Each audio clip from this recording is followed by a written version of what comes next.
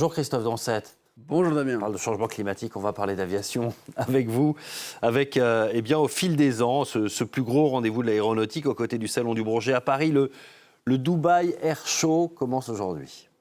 Et plus de 100 000 visiteurs sont attendus jusqu'à vendredi à ce Dubai Air Show. Tous les regards sont évidemment tournés, comme souvent d'ailleurs, vers les deux poids du secteur de l'aviation, l'européen Airbus et puis l'américain Boeing, avec un grand nombre de commandes attendues pour l'un et pour l'autre. Vous voyez ici ce teasing, c'est cette bande-annonce de ce Dubai Air Show, un peu chaud à l'américaine, hein. Ouais, on a l'impression qu'à chaque fois, il y a ce duel. À chaque fois, ces salons se résument souvent à ce match de commandes entre Airbus et Boeing.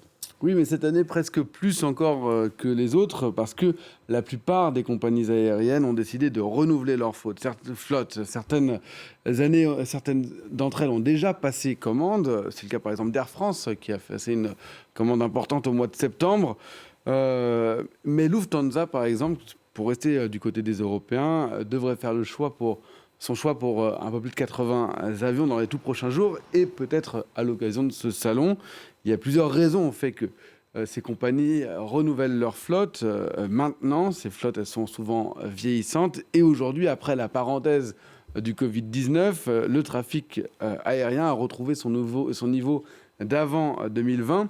C'est donc le moment de renouveler, surtout que les compagnies cherchent des appareils qui polluent moins. On est dans un secteur du réchauffement climatique qui pollue moins et qui consomme moins de kérosène. Vous savez que l'aviation, elle est responsable de près de 3% des émissions de gaz à effet de serre. Et du coup, le secteur est souvent pointé du doigt. Donc, il est important pour les compagnies d'investir dans ces appareils dits de nouvelle génération, qui consomment jusqu'à 50% de moins. Ce sera le cas quand on pourra utiliser réellement des nouveaux carburants.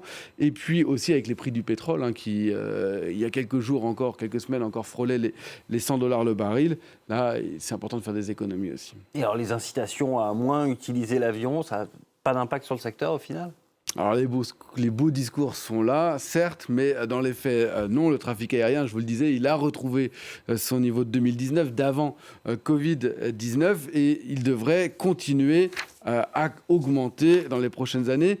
C'est même plus qu'augmenter, puisque Airbus et Boeing tablent tous les deux sur un doublement de la flotte mondiale d'ici 2040, avec 46 000 avions dans le ciel en 2040 contre 23 000 en 2020.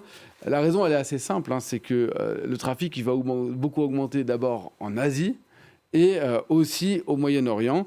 Une croissance nourrie par l'appétit de voyage de nouvelles classes moyennes dans ces deux régions, des classes moyennes qui sont largement, elles, indifférentes aux préoccupations environnementales qu'on peut avoir ici en France, par exemple, et que vous avez, vous, Damien.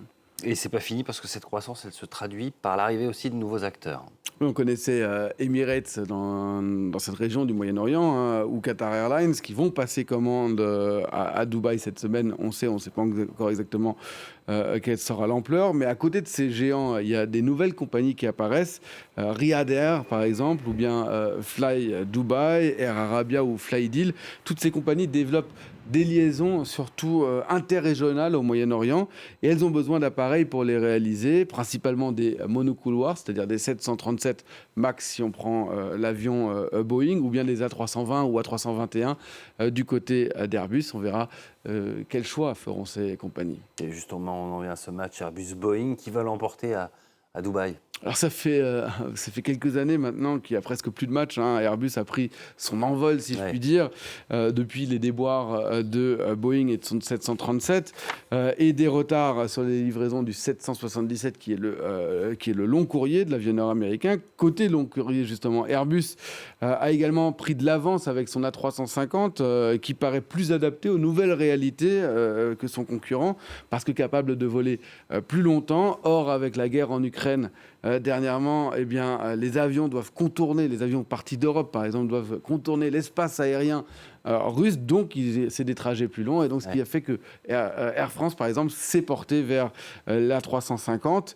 Le problème désormais, c'est que, et ce qui va guider sûrement le choix des compagnies aériennes, c'est que c'est moins le match des commandes qui est important aujourd'hui que le match des livraisons, puisque les carnets de commandes sont tellement pleins que les avionneurs ont du mal à livrer en temps et en heure. Et donc, même si chaque avionneur essaye d'ouvrir des nouvelles lignes d'assemblage, le vrai choix des compagnies aériennes, ça va être aussi un choix, et dans la négociation, ça pèsera, de quand est-ce que ces avionneurs pourront livrer. Merci beaucoup Christophe pour cette info éco.